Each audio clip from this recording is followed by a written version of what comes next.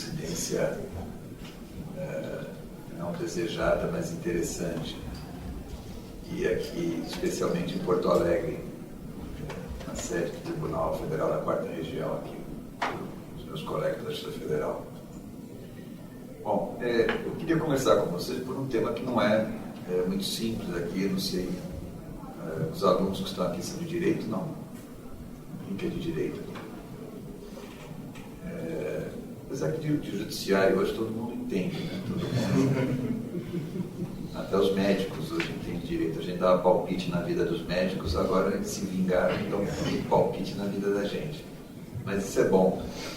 Eu me lembro ontem que falou, quem disse no Supremo que antigamente conversava de justiça com um jornalista e agora conversa com um jornaleiro. Isso foi o Gilmar. Lembrar, eu acho, vou até falar para ele, isso é bom, não acho ruim, não acho bom. Esse problema do judiciário no Brasil, ele tem só 500 anos. Quando os Calaveras chegaram aqui, começou o problema do judiciário. Isso não é brincadeira. Nós começamos aqui vinculados a um judiciário que estava lá em Portugal, e depois que nós nos apropriamos dessa estrutura como nação, nós não resolvemos um problema que é um problema extremamente sério, que é do nosso federalismo, né? Que talvez seja um dos 5 maiores problemas do Brasil, definir qual é o limite de autonomia do Rio Grande do Sul, né, para escolher determinados aspectos da vida dos cidadãos do Rio Grande do Sul. Isso não definimos até hoje isso. Isso no judiciário tem um peso muito específico. Por quê?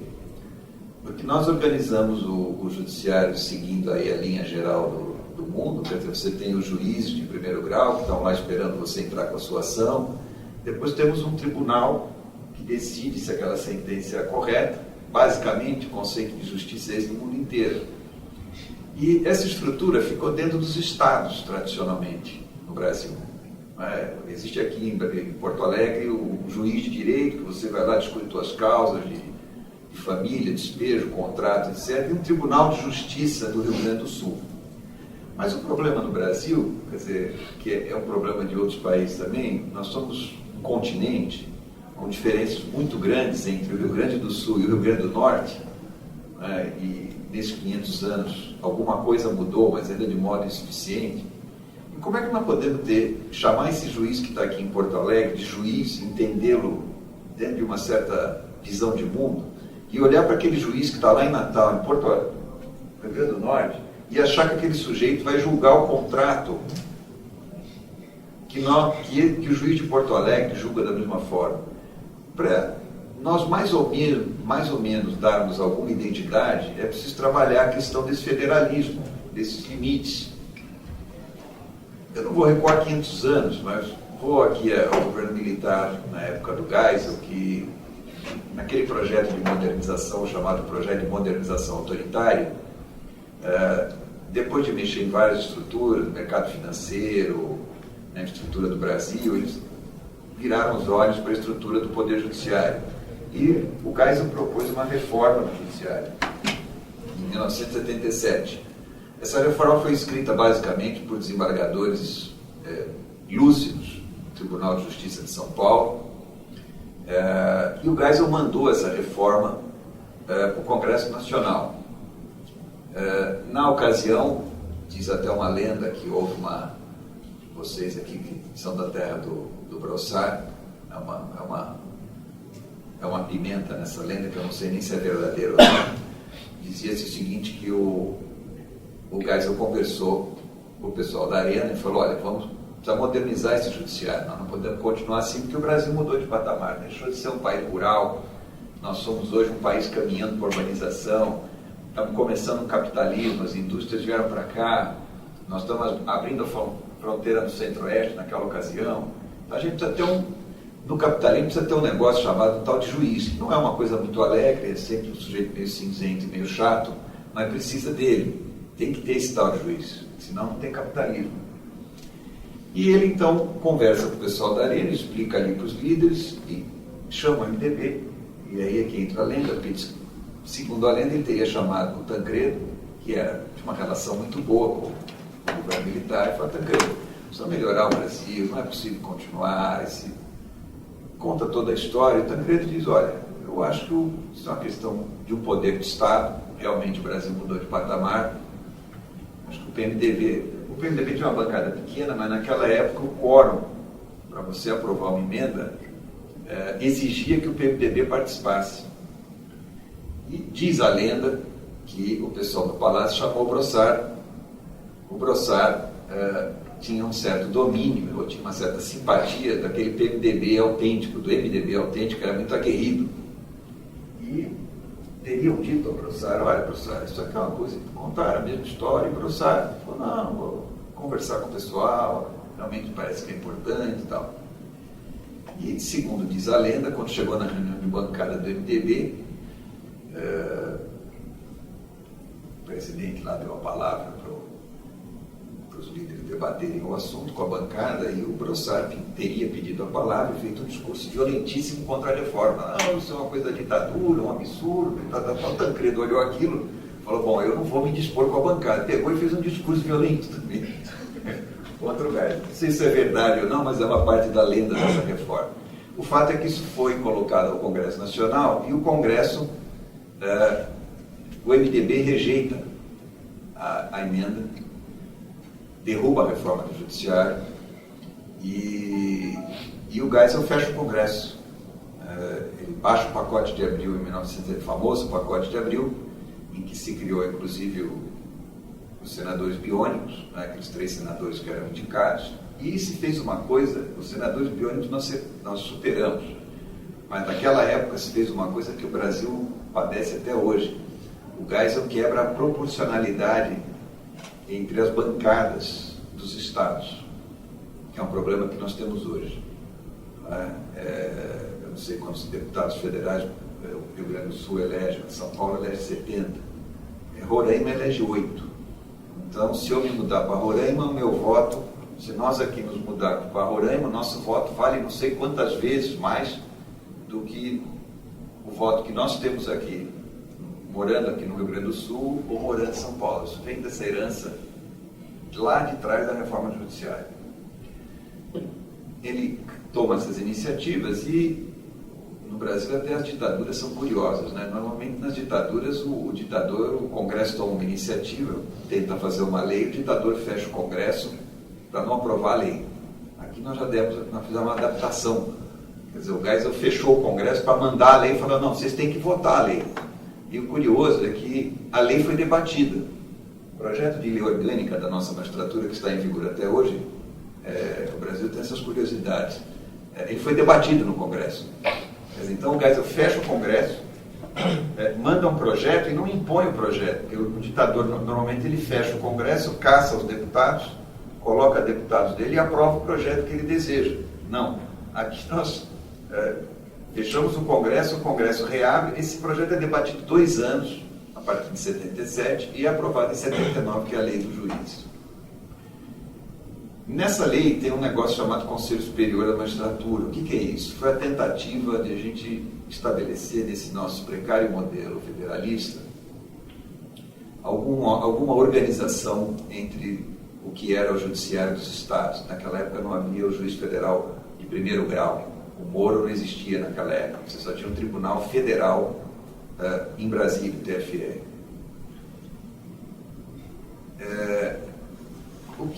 Quais são as 2 coisas básicas dessa reforma do judiciário? Aliás, são 3. A primeira é a seguinte: há 2 ou 3 meses, vocês estavam lendo os jornais, estavam discutindo com um juiz, não sei de onde, aí recebeu R$500 mil de um tribunal, deu um escândalo danado, o juiz recebeu R$500 mil, papapá. Eu, conversando com o pessoal da imprensa, dizia assim o seguinte: vocês sabem o que é esses R$500 mil? Se ele deixou de receber alguma parcela, como qualquer trabalhador em qualquer empresa, e depois recebeu aquilo acumulado não sei de quantos anos, ou se ele está recebendo um penduricalho legal, vocês não sabem. Eu também não sei. E ninguém sabe. Por quê? Eu vou dizer daqui a pouco.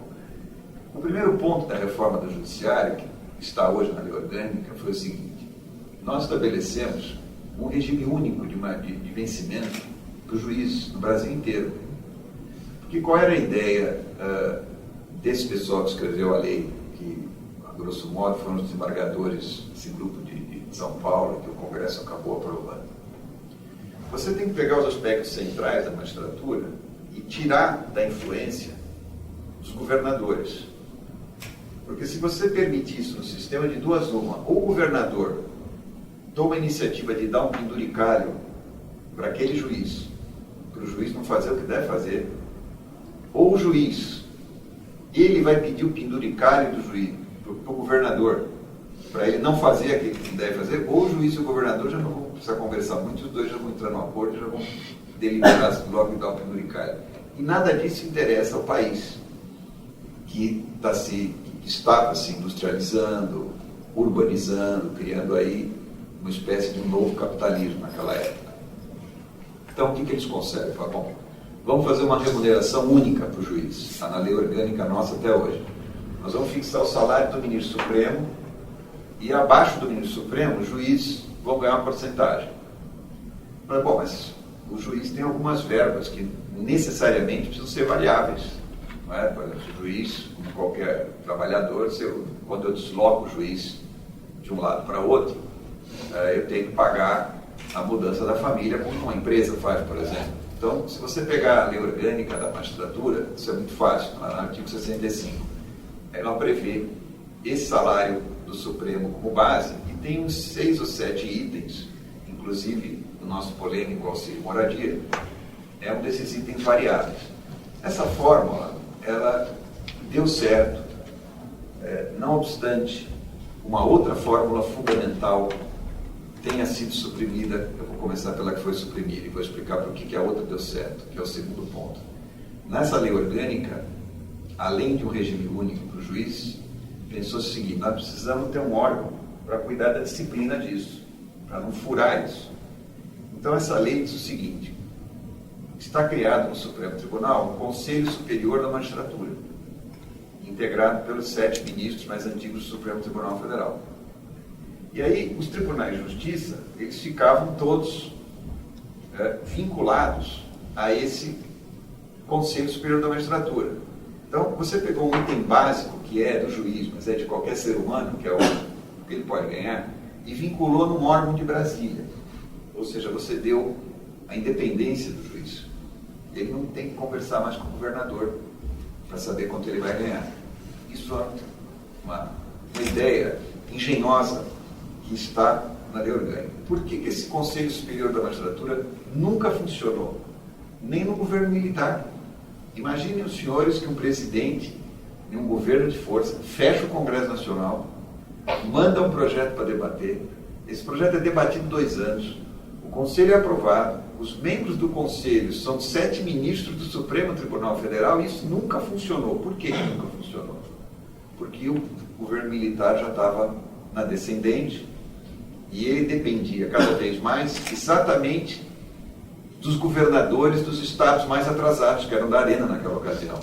E esses governadores chegavam lá em Brasília e falavam: olha, você está nesse conselho, você tira o Tribunal de Justiça da minha mão. Eu, com o penduricário lá, monitoro aquele tribunal, você não vai fazer isso. Um governador, 2, 3, o conselho nunca foi instalado.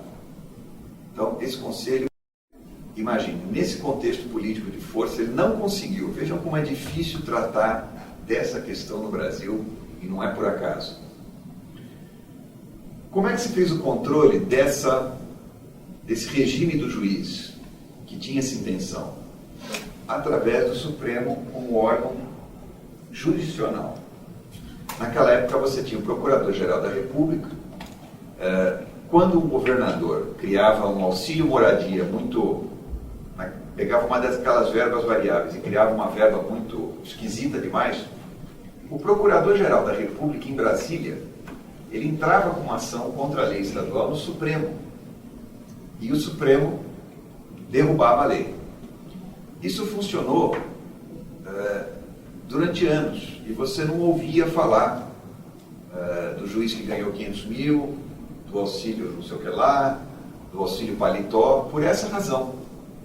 Acontece que nós tivemos a Constituinte, em 1988, e quais eram os grupos organizados naquela Constituinte? Quem que estava organizado na Constituinte? Era a Associação do Consumidor? Não existia. Era o grupo dos estudantes, a UNE, alguma coisa? Não existia.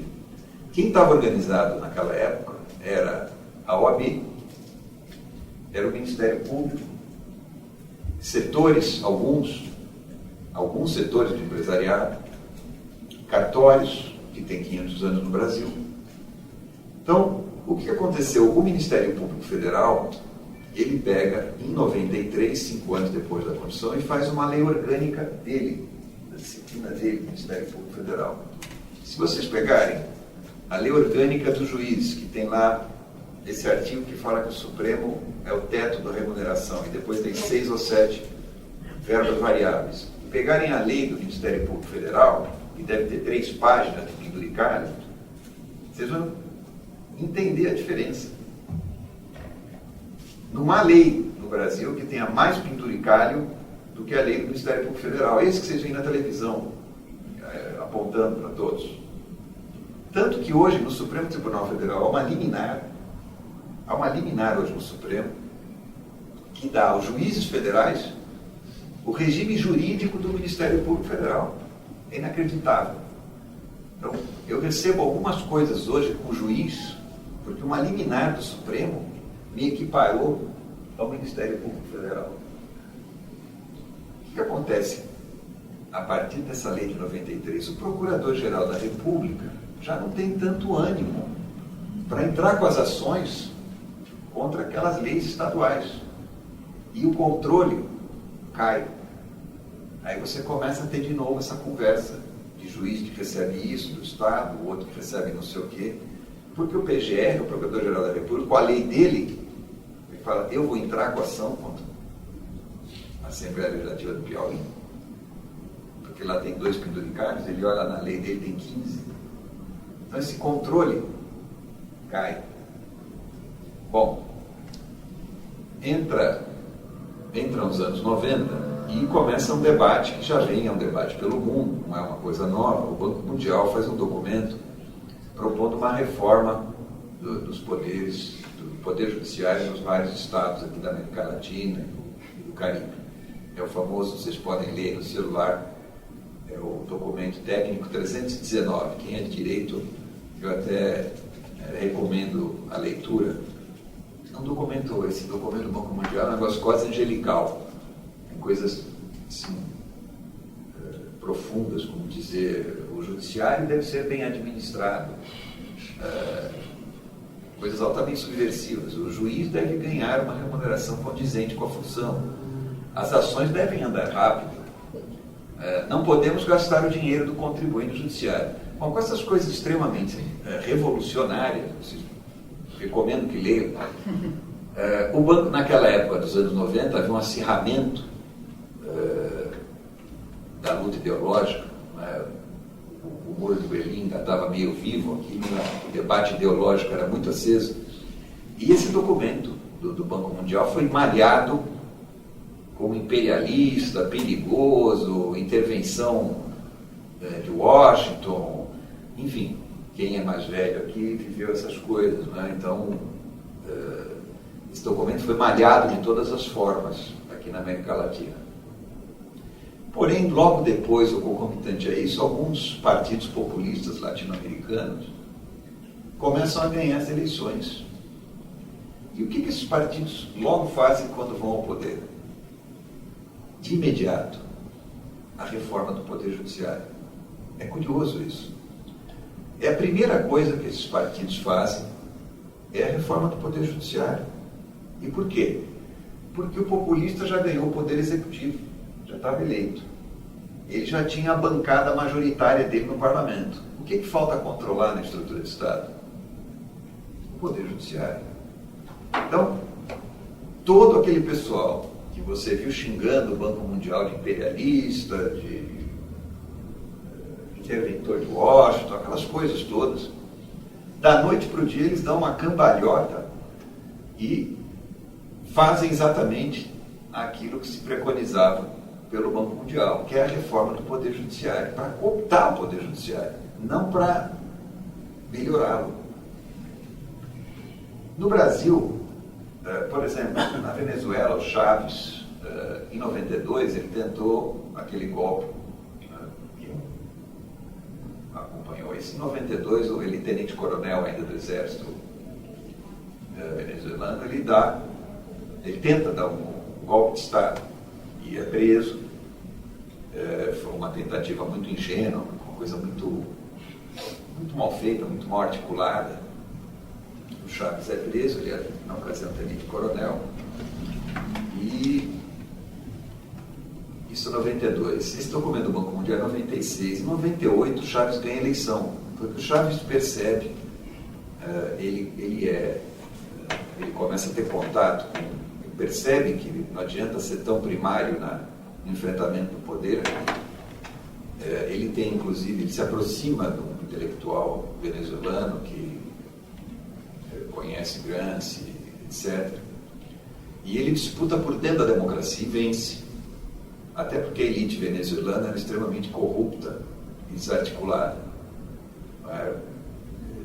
Ele não tem grande dificuldade para vencer a eleição. E logo que vence, ele propõe uma Assembleia Nacional Constituinte, que aí é uma coisa muito curiosa, porque o povo vota e ele ganha essa eleição para a Assembleia Nacional Constituinte com 50 e... não me lembro os números exatos, mas é coisa de 52% contra 48%. Só que essa malha de votos distribuída dentro das regiões da Venezuela dá a ele, acho que das 131 cadeiras da Assembleia Nacional Constituinte, das 125. Então ele, com a metade dos votos, leva praticamente toda a Assembleia Nacional Constituinte. Ele logo propõe na Assembleia Nacional Constituinte manter todos os três poderes na mão dele. Acontece até um fenômeno muito curioso, eu citei no artigo que escrevi no Estadão, recente, que uma mulher muito interessante, uma mulher admirável, Cecília Sosa, ela era presidente da Suprema Corte da Venezuela. E essa reforma constitucional é levada à Suprema Corte da Venezuela. E ela era presidente já nessa ocasião. Ela foi a primeira mulher a presidir uma Suprema Corte na América Latina. E o grupo do Chávez consegue, dos 15 ministros da Suprema Corte, cooptar 8. E eles aprovam a Assembleia, a centralização do poder na mão do Chávez. E essa mulher faz uma declaração na sessão de julgamento. Ela diz que a Suprema Corte, a ser assassinada, preferiu se suicidar. Ao esperar o assassinato, ela preferiu antes se suicidar. Mas, de qualquer jeito, ela está morta. E ela pega e renuncia e abandona a Suprema Corte. Uma figura muito interessante. Aqui no Brasil, em 2002, no mandato presidencial de 2002, qual foi a primeira reforma que foi feita em 2002? Alguém lembra? A do Judiciário. O mandato de 2002, a primeira reforma que é feita é do Poder Judiciário. Que é essa reforma que nós temos aí, contra a qual eu falo desde o primeiro dia, solitariamente no Brasil. Agora já nem tanto, parece que já tem gente repetindo o meu discurso por aí. Essa reforma, ela combina uma ideia de aparelhar o Poder Judiciário, tirar a independência do juiz. Ela tem a ideia de sindicalizar a magistratura brasileira e o Ministério Público, que é uma ideia altamente nociva, e aumentar a burocracia brutalmente, até porque naquela ocasião o Brasil começa a ter uma perspectiva com a China de ganhar dinheiro fácil, etc. Então eles aumentam as estruturas burocráticas do sistema de justiça brutalmente para premiar essa magistratura, parte da magistratura que adere a esse sistema. Então, vocês, como contribuintes, são os únicos contribuintes do mundo, por exemplo, que sustentam 4 conselhos de justiça. Só o Brasil tem isso. Só vocês pagam isso. Nenhum cidadão do mundo, o dinheiro que vocês ganham, paga 4 conselhos de justiça. Nós pagamos o Conselho Nacional de Justiça, nós pagamos o Conselho Nacional do Ministério Público, o Conselho da Justiça Federal, que eu integrei, não porque desejava, mas na minha condição de presidente eu era membro nato, e o Conselho da Justiça do Trabalho. É o único país do mundo que sustenta 4 estruturas, 4 prédios magníficos em Brasília, 4 frotas de carros, 4 grupos de conselheiros, um número imenso de funcionários. E as aposentadorias, obviamente, que virão e ficaram penduradas no Tesouro. Então, já de cara, isso já não se sustenta. Tudo que eu vou falar agora, daqui para frente, é secundário, porque é injustificável um país ter 4 conselhos de justiça. Esse ponto já não dá para discutir. Porque é a prisão lá de ontem. Por que 193 países prendem as pessoas no primeiro ou no segundo grau e nós não prendemos nunca? Quer dizer, essa pergunta é básica. Por que nós pagamos 4 conselhos de justiça? Claro que esses conselhos não podem funcionar. Evidente que não podem. Porque se nós tínhamos que ter uma estrutura para definir uma questão dessa, que é tão importante, uma estrutura de Estado, e nós temos 4, elas têm decisões que são inconciliáveis e contraditórias. Eu era conselheiro da Justiça Federal em Brasília, nós decidimos uma questão de uma forma no Conselho Federal, e o CNJ decidia de outra, mas é evidente, é impossível, não é, decidir da mesma forma. Aliás, ficaram os 4 para fazer exatamente isso. Então, você perde completamente o controle desse sistema de remuneração do juiz, e é por isso que a cada semana vocês ficam ouvindo cada hora um escândalo. Um recebeu 500 mil, daqui a pouco o auxílio moradia, daqui a 3 semanas vai ser o auxílio qualquer coisa, e nós vamos continuando. Por quê? Porque você não tem um conselho que faça isso, que tem um órgão de controle. Eles não funcionam. Esses conselhos, esses 4 conselhos custaram, de 2003 para cá, bilhões, mas isso nem é tudo. O pior é eles não terem feito essa uniformização, porque essa custou muitos bilhões ao país. E custa alguma coisa que é pior, que as pessoas não percebem, que é essa sindicalização da magistratura. Porque na medida em que você não fez um conselho e que não colocou lá os 7 ministros do Supremo, que eles estão na cúpula do sistema, quer dizer, o juiz sabe que não é o ministro Supremo que está definindo a vida dele, que é um desses conselhos. Nesses conselhos, quem que está lá? Algum de vocês sabia que eu fui conselheiro da Justiça Federal? Evidente que não. Nós não sabemos quem são os conselheiros, nós não fiscalizamos aquilo. Então cada um faz o que quer lá no Brasil. E é por isso que vocês vão continuar ouvindo cada hora falar de um tribunal, ou de um juiz, ou de alguma coisa. É falta de controle absoluta. Não tem controle, não funciona. Trabalhamos ainda com um conceito absolutamente equivocado, generoso, mas equivocado. Quando nós fizemos o conselho, talvez até pelo passado recente autoritário, se fez com a ideia de uma participação paritária. Então, por exemplo, no Conselho Nacional de Justiça, tem ministro do Tribunal Superior do Trabalho, ministro do STJ, tem um juiz de Tribunal de Apelação Federal, tem um juiz de Tribunal de Justiça, tem um juiz federal, tem um juiz de direito. Então você entra, às vezes, como juiz substituto, como nós tivemos lá, vai ser conselheiro. Conselho Nacional de Justiça. É como no hospital, você pegar o residente e dizer que no centro cirúrgico, o sujeito que vai operar a cabeça, o catedrático de 30 anos, faz 20 mil cirurgias, ele tem que fazer junto a cirurgia com o residente. Não é que o residente vai aprender com ele para um dia fazer, não. Nós fizemos o contrário. Então, é um sistema que trabalhou com a ideia da participação paritária, que é totalmente equivocado, porque veja, os conselhos são órgãos de gestão, não são de representação. Há lugares na sociedade, eu diria até que na maioria dos lugares da sociedade, em que você precisa trabalhar com a ideia da representação de fato. Aliás, um dos problemas do Brasil é que nós não temos, como cidadãos, entidades que nós estamos conversando em que o cidadão se faça representar. Esse é um problema que nós temos.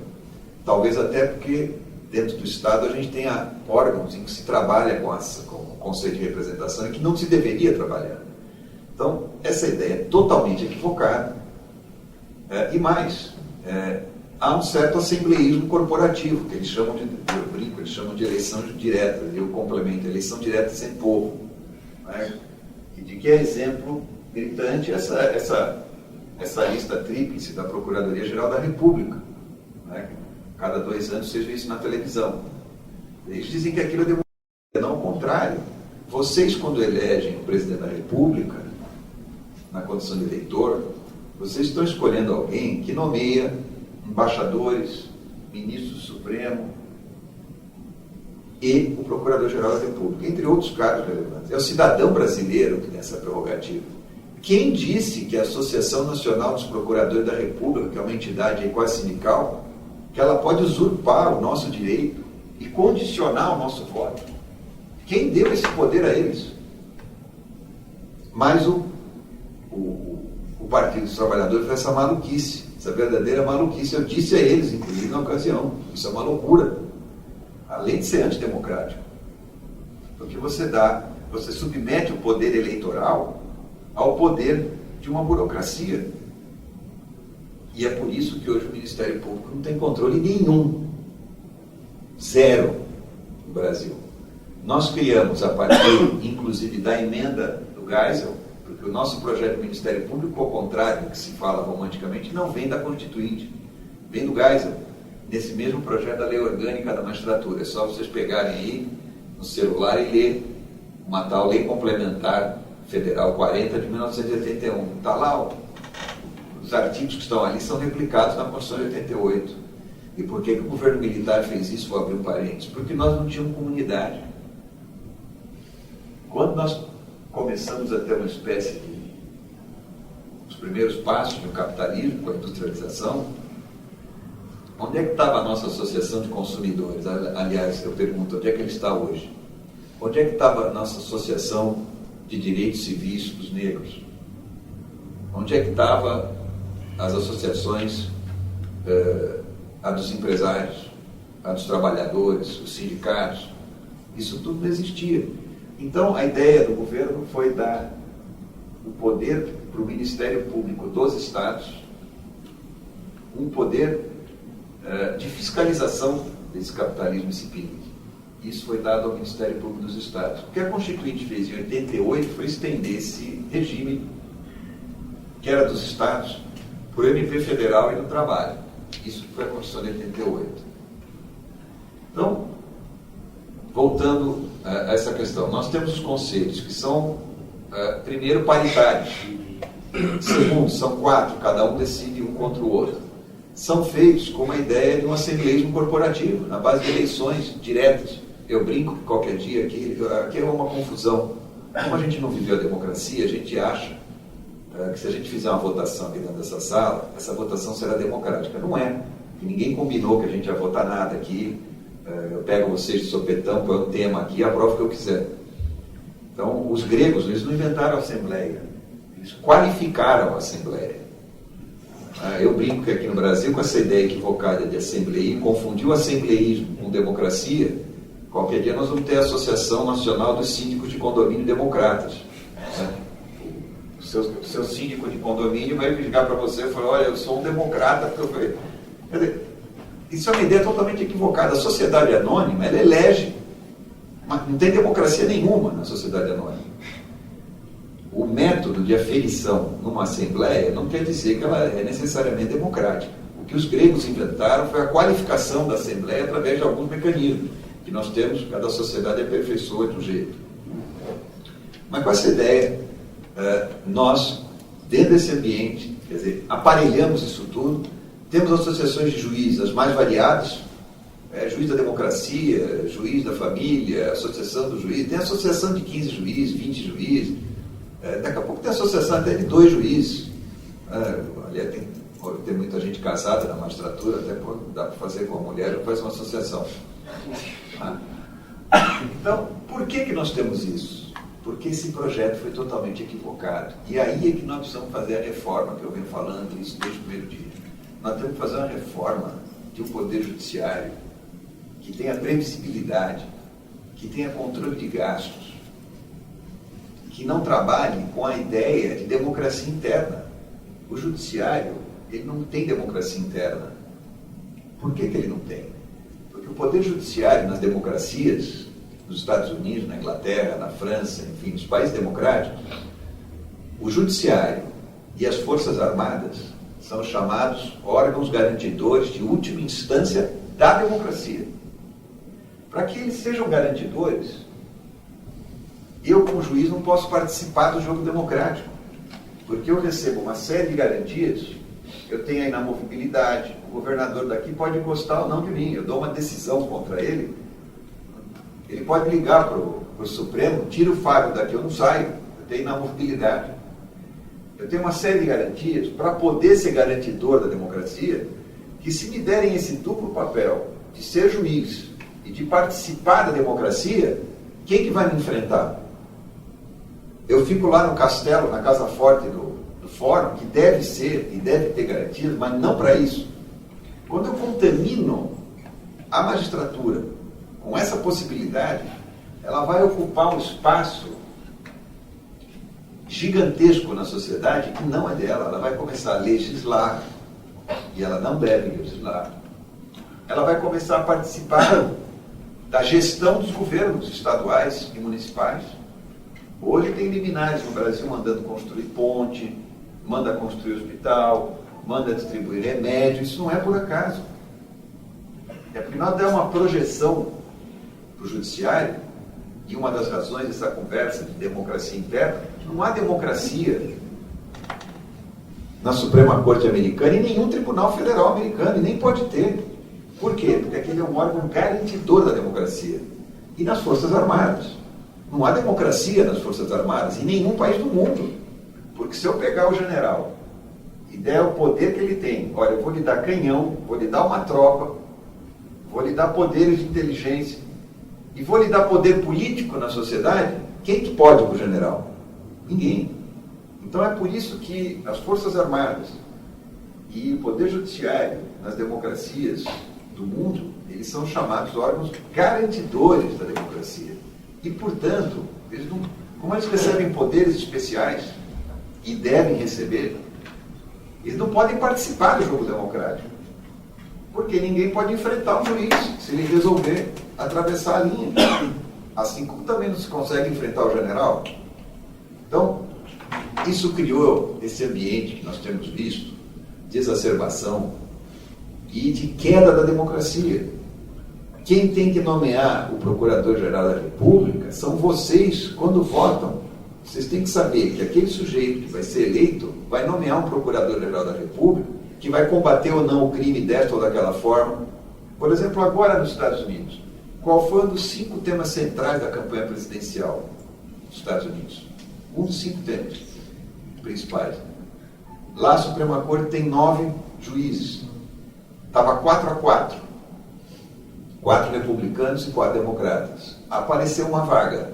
O presidente Obama indicou o juiz, não nomeou, ele indicou para o parlamento. Os republicanos tinham maioria. Como tinha eleição, o que os republicanos fizeram? Puseram na gaveta a nomeação. Falaram, quem vai definir é o povo. Se os democratas ganharem, esse sujeito vai para a Suprema Corte. Se eles perderem, nós vamos indicar. E o cidadão americano ficou, durante a campanha eleitoral toda, discutindo isso. Você quer um juiz contra a empresa? Você quer um juiz a favor da empresa? Você quer um juiz mais ambientalista, mais envolvente? Então, os cidadãos americanos ficavam discutindo isso. E uma das primeiras coisas que o Trump fez, quando assumiu a presidência da República, qual foi? Indicar esse juiz da Suprema Corte, que aliás é um juiz do Tribunal Federal de Apelação, como nós. Então, nós precisamos primeiro devolver essa conversa fiada de eleições diretas. Eu brinco, são as eleições diretas sem povo. Que conversa é essa de eleição direta, que 20 juízes se reúnem numa sala? Isso não é eleição direta coisa nenhuma. Isso é uma regra assembleária, até positiva, como deve ser mesmo. Você tem que tirar maiorias, você precisa no condomínio, no clube, no certo lugar. Agora, isso não é democracia. A democracia está em outro lugar e ela deve ficar lá. Nós não podemos nos investir desse poder, e nem nas Forças Armadas. Então, essa reforma precisa ser superada. Ela foi um desastre para o Brasil. O controle de gastos é zero. O CNJ publica, também está na internet, um relatório anual sobre o Poder Judiciário do Brasil. Coisa curiosa, você vai lá pegar, esses 4 conselhos, nunca saiu uma linha. Então o órgão de controle é secreto. Você não sabe quanto esses 4 conselhos, sabemos que gastaram bilhões, mas não sabemos quanto eles gastam nos prédios, quanto eles gastam com funcionários, o que é que eles estão fazendo. Não sabemos nada. Então, queremos saber o que esses 4 conselhos estão fazendo. Eles têm que publicar isso nesses relatórios. Juízes, com esse sindicalismo, para cooptar a magistratura, eles criaram estruturas burocráticas gigantescas. Então tem grupos ditos de trabalho, seminário para tudo quanto é coisa, grupinho disso, reunião daquilo, escolinha de juiz para tudo. Os nossos juízes são verdadeiros gênios. Se nós fôssemos fazer todos os cursos que tem nessas escolas de juízes, mas nem a Grécia ofereceu tanto curso. É impressionante. Eu fui presidente do maior tribunal federal do país, um dos maiores tribunais federais do mundo, que é o de São Paulo. Eu tive um momento que eu tive que designar um juiz federal em cidades grandes do estado de São Paulo, não tinha um juiz disponível. Por quê? Não é porque eles querem, não. É porque eles são obrigados pelo Conselho Nacional de Justiça a fazer cursinho, a acumular não sei o quê. Então o processo de vocês fica lá parado. Não anda. Então precisam acabar com isso tudo. Juiz faz sentença, desembargador faz voto. Acabar com essa conversa. Grupinho de trabalho, cursinho, como é que é? Eu devia ter um curso, a estética do renascimento, uma escola de juiz, pago com o dinheiro de vocês. Tudo pago com o dinheiro de vocês. Acabar com essa conversa. Escolinha de juiz num país em que nós não temos dinheiro para pagar lápis e caneta para os meninos, para nós engravatados, para vocês que amanhã vão ser, que, bem ou mal, tem algum tipo de proteção. Isso é um absurdo. Isso é criminoso. Fechar essas escolas todas. O juiz, ele tem um negócio chamado, no processo de educação, existem processos conhecidos como processo de educação continuada forçada. São ocupações da vida para determinadas pessoas, determinadas categorias, em que você é obrigado a aprender o tempo todo, querendo ou não querendo. O juiz é uma dessas profissões. Eu querendo ou não querendo, tem lá um processo em que a empresa diz uma coisa, a outra empresa diz outra. E eu nunca vi aquilo. Eu tenho que ler aquilo, um assessor vai me dizer o que é aquilo, e eu tenho que definir, eu tenho que estudar aquilo, eu querendo ou não querendo. Não precisa fazer escolinha para me expor isso. Não faz o menor sentido. Então, acabar com isso tudo. Primeiro, uma reforma. Eu estou como o documentário do Banco Mundial, eu só falo platitudes. A minha reforma parece revolucionária, né? É só platitudes, são as coisas mais elementares. Eu digo assim, olha, o contribuinte paga 4 conselhos, é o único do mundo, eu quero que tenha um, mas, enfim, é como todos os países. Não quero que tenha essa multidão de conselheiros, de prédios, de carros, de decisões. Com o conselho, eu quero que os ministros do Supremo sejam do conselho. Por quê? Porque eles estão no topo do sistema. Num conselho desse, você tem que tomar decisões que são importantes para toda a magistratura do Brasil. Eu não posso pegar um juiz de primeira instância, que ainda não viu nada na vida, ou até eu, que fui presidente do maior tribunal federal do país. Agora, eu sentei 2 anos no Conselho da Justiça Federal e depois voltei para o meu tribunal. Que condição que você tem de independência quando aparece um processo que interessa aos juízes dos tribunais Porque eu não vou ficar no conselho. Eu voto aquela matéria e depois pego o avião e volto para sentar com os meus colegas.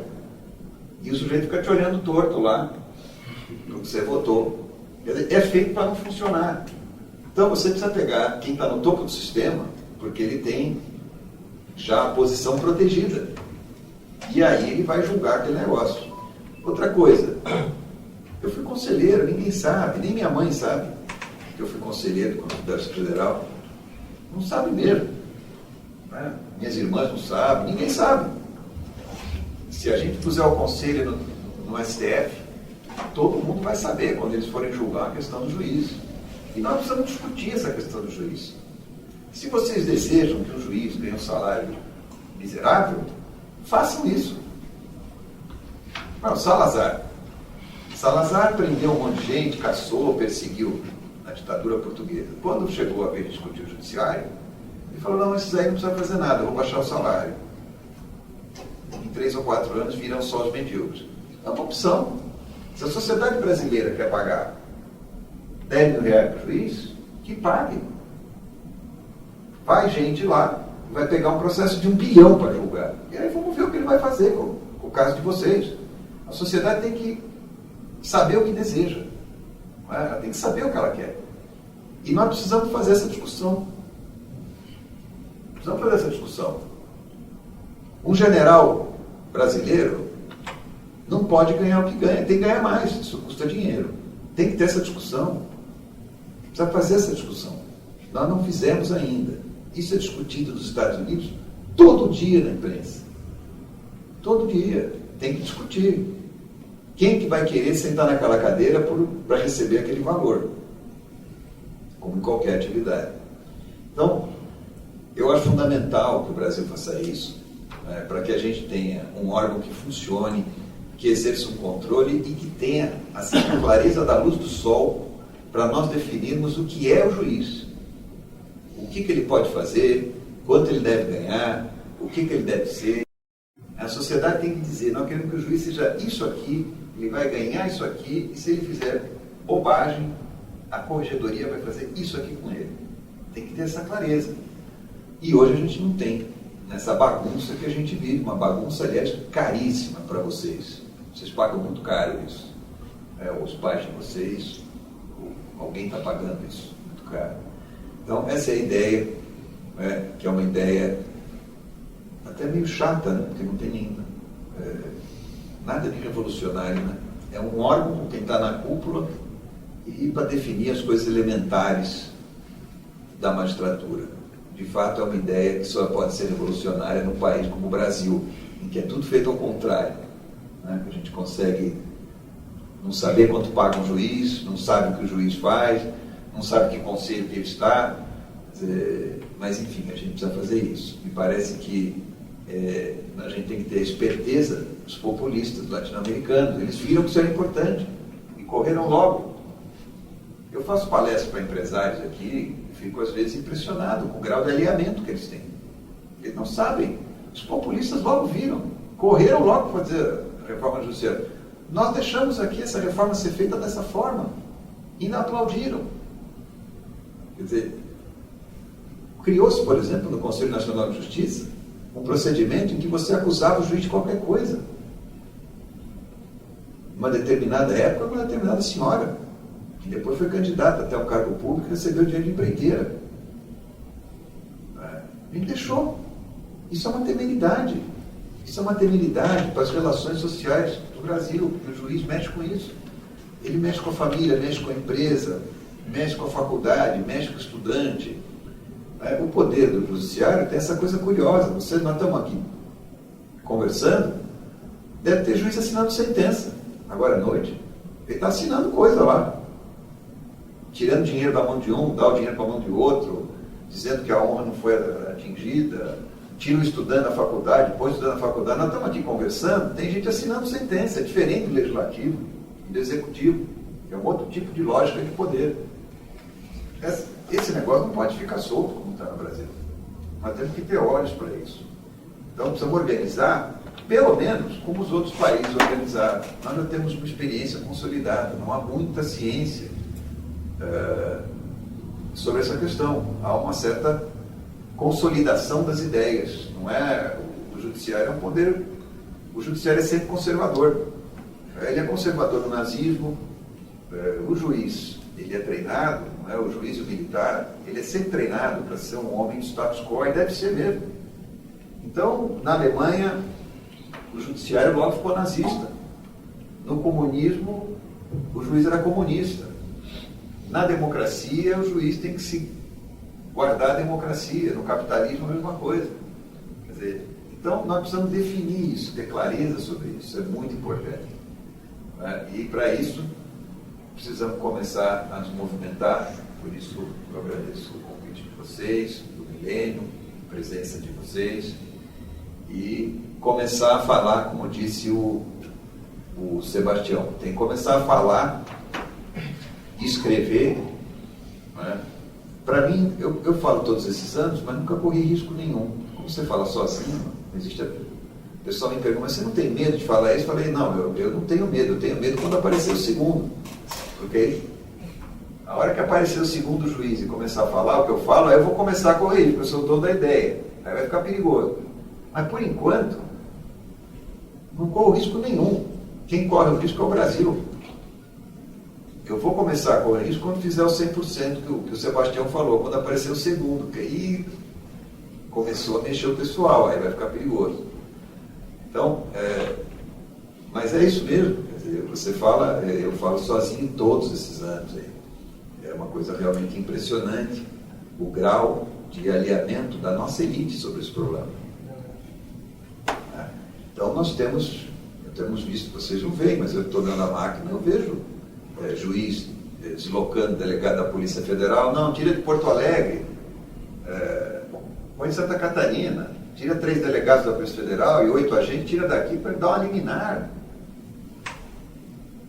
Sem ter um mapa de quantos delegados nós temos no Brasil, quantos agentes nós temos, qual é a necessidade da Amazônia, dá um remédio a liminar. O que é que isso significa? Manda construir ponte, manda construir escola, manda construir creche. E há uma razão, não adianta ficar falando mal, porque tem que saber a razão das coisas para propor alguma forma. Quer dizer, a razão é essa que eu venho dizendo. Quer dizer, você tem que levantar o parlamento. O parlamento tem que ser o poder mais importante do Brasil, com a nossa iniciativa. Não adianta ficar falando, os políticos, daquela conversa. Isso é uma conversa de gente impotente, gente que não tem noção do que está falando. Então a gente tem que levantar o parlamento, porque o juiz só está fazendo isso porque o parlamento está fraco. Porque se tivesse um Tancredo Neves lá, um Mário Covas, um Afonso Arinos, um Brizola, um Arraes, já não faço a distinção por ideologia. Eu falo dos grandes políticos que tinham voz no parlamento, um Brossard. Eu queria ver um Brossard governador e um juiz dar uma liminar para ele mandar construir um colégio. Ele põe o chapéu debaixo do braço e faz um discurso daquele com o juiz. Pô. Que conversa é essa? O Jânio, com a loucura dele, quando o Tribunal de Justiça dava uma decisão esquisita, ele ia para o jornal e dizia que ia botar a feira em volta ao Tribunal de Justiça, lá em São Paulo. E ele era... Ninguém nunca pagou para ver. Então, esse é um exemplo extremado, mas ilustra um pouco. Quer dizer, a gente precisa recuperar isso, né? Porque senão nós vamos estar vivendo isso aí. Esse impacto nas contas públicas, eu vou dar um número para vocês. A Secretaria de Saúde de São Paulo, que é quase o Ministério da Saúde, o gasto, o orçamento é violentíssimo. 10% do orçamento da Secretaria é movimentado com liminares e sentenças. 10%. Imagina. É muito dinheiro. Aí você pergunta, bom, mas o que está se fazendo para isso? Sabe o que está fazendo? O CNJ fez uma comissão. Sabe para quê? Criar um grupo, claro, sempre tem um grupo de trabalho. Então, criar um grupo, e aí tem um grupo que eles chamam de técnico, não é tudo técnico, né? Lá nada é político, é técnico. E aí você, como juiz, o grupo técnico da Secretaria da Saúde não dá o remédio tal, por exemplo. Que é um grupo técnico, que é para ser técnico e que está no lugar certo da democracia. Aí o sujeito entra com a ação, pede para que eu mande dar o remédio. Aí eu não leio o que o grupo técnico faz e pego o grupo técnico que esse CNJ criou, que eu não sei quanto custa isso, não sei quem é, não sei como é que isso foi feito. E aí eu ouço o grupo técnico dentro do judiciário, que não faz o menor sentido. Por que nós estamos pagando duas estruturas? Então, essas soluções, e essa, eu estou falando da parte invisível, do que vocês não veem, né? Eu estou falando de bilhões, de dezenas de bilhões. E isso está aí, no dia a dia do Brasil. A gente precisa mudar isso.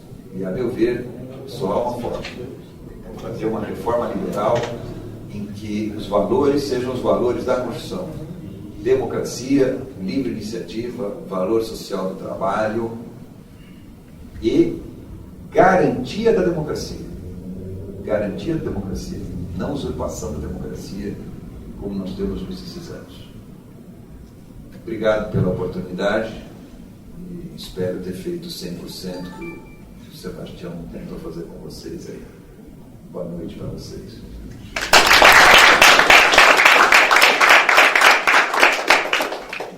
Se quiserem perguntar, fiquem à vontade. Por favor. Ok, eu entendi as propostas, mas onde elas seriam possíveis de ser feitas ou viáveis? Digo, nós tínhamos um ministro da Justiça bem atuante, o Tomás Bastos, que fazia lá com uma conversa, com uma canetada, suas reformas. A gente precisa de um outro ministro da Justiça ou maioria do parlamento? Então, nós precisamos ter, na verdade, quer dizer, você precisa ter as ideias, aí eu vou ter que me apropriar da palestra do Sebastião, a gente precisa mobilizar a ideia. A ideia, ela não tem perna. As ideias não têm perna, tem um problema no mundo. Elas são bonitas, elas são agradáveis, elas são gostosas de se ouvir, só tem um problema, não tem perna. A ideia é uma coisa sem perna, ela tem que ser carregada. Então, é tudo isso que você falou. A gente precisa ter um ministro da Justiça, a gente precisa ter um presidente que tem compreensão para isso, nós precisamos ter um parlamento, nós precisamos ter um empresário falando, opa, tem alguma coisa errada aqui. Nós precisamos ter tudo isso e mais muitas outras coisas para mexer nesse negócio, né? Para ter olhos para isso. Precisamos de todo tipo de mobilização, de convencimento, de chamar a atenção para esse problema.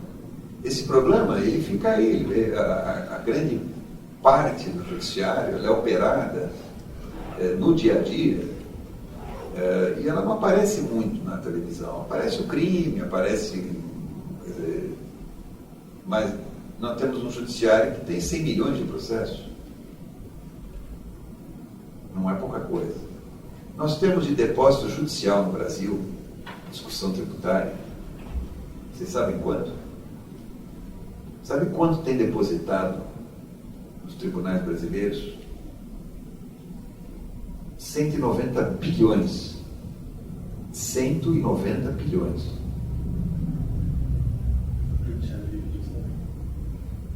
Aí já vem a ideia. Alguém tem uma ideia. Não é? O Malan salvou a federal. O Malan, quando era ministro da Fazenda, ele fez uma lei e pegou o depósito judicial, ele traz para o Tesouro e quando precisa devolver, ele devolve. Mas nos estados, que é o que você está falando, que não tem controle, alguém teve a ideia de já usar o depósito para outras coisas, algumas boas, outras nem tanto, enfim, aquele velho, no começo é sempre aquela história, né? As primeiras ideias são sempre muito beatas, muito santas, e depois um pouco pecadoras, até que vai o pecado capital. Então, nós temos 190 bilhões depositados nos fóruns do Brasil, 190 bilhões. Imobilizados, é uma riqueza imobilizada, que não faz nenhum sentido. Então, esses números, você pega os números, Por exemplo, o crime de roubo, nós temos que definir o roubo no Brasil. Fala-se muito da corrupção, que, claro, tem a sua relevância. O roubo no Brasil, o que ele expropria de cada um de nós, você sai daqui com o seu celular, o sujeito vem ali de pôr uma arma, leva o teu relógio, leva o teu celular, que é aquilo que você tem nesse momento, de mais valioso que você. Talvez na fase da sua vida seja até o mais valioso nesse momento da sua vida. Mas ele também expropria residências, ele expropria fábricas, cargas. Sabe quanto custa isso no Brasil? Ninguém fala disso. Nós estamos falando de dezenas de bilhões. Não é pouca coisa. A indústria brasileira, em alguns lugares, ela tem que ter operações de guerra para escoar a produção. Sabe quanto custa isso no preço do produto que você consome? Custa muito caro. Nós precisamos definir, olha, o judiciário vai fazer o quê? O que nós vamos fazer com o roubo? Não pode continuar assim. Tem que ter uma solução. As estatísticas estão trazendo uma coisa muito boa. O Brasil é um país que não tem estatística, está começando agora com isso, tá, aquela nossa confusão. Mas as estatísticas começaram na área da justiça. E elas estão revelando uma coisa. Nós aqui, de alguma forma, nós nos protegemos. Também somos assaltados, etc., em fraudes, uma série de coisas, cartão de crédito, sujeito de Agora, não, mas nem falo de imposto, estou falando uma coisa pior. Estou falando dessa expropriação pela violência ou pela fraude. O imposto você pode discutir, tem a lei, não tem a lei é boa, não é boa, de alguma forma está no contrato social. Você pode não concordar. É uma outra questão. Eu não estou falando disso, estou falando quem vai contra o contrato social. O sujeito que põe uma arma em você. O sujeito que clona o seu cartão de crédito com fraude. Os valores são estratosféricos no Brasil. São valores astronômicos. Os bancos, por exemplo, brasileiros, eles gastam para as fraudes de clonagem que você paga, e que todos nós aqui pagamos, os números são astronômicos. Então a gente precisa discutir essas coisas. Agora eu estava dizendo, a estatística, ela trouxe uma coisa interessante. Nós aqui, de alguma forma, temos algum tipo de proteção social. E as estatísticas estão mostrando o seguinte: as vítimas da criminalidade no Brasil é a grande massa, é o pobre. As mulheres estupradas também são as mulheres negras, as faveladas, as que vivem nas periferias. Quem é expropriado, em grande parte, é o trabalhador da periferia que pega o ônibus, que é morto, desses 60 mil, desse número absurdo, 60 mil homicídios no ano. A grande parte é de pessoas pobres. Então, havia um certo segmento aí que fazia um discurso pobrista do crime. Ah, ele mata, não podemos prender o sujeito. E agora estão vendo que a vítima é pobre. Só que um resolveu matar e o outro não teve a escolha de morrer. Nós temos que definir o que nós queremos fazer com isso. Não pode continuar assim. O país tem que ter uma solução. Ou alguém, o Messias, vai aparecer e vai dar a solução. Não vai resolver, mas vai dizer que vai resolver. A gente já conhece a história e sabe que não resolve. Mas ele vai dizer que vai resolver. Nós vamos atrasar o Brasil mais 10 anos. Vamos nos atrasar mais 10 anos, até verificar que não resolveu. Então, respondendo sua pergunta, é isso. É tudo que você falou e mais alguma coisa. Tem que ter um ministro, tem que ter um presidente, tem que ter você achando que precisa fazer, te convencer sua família. No fundo é o que você falou. As ideias não têm pernas. Elas andam com as nossas mãos.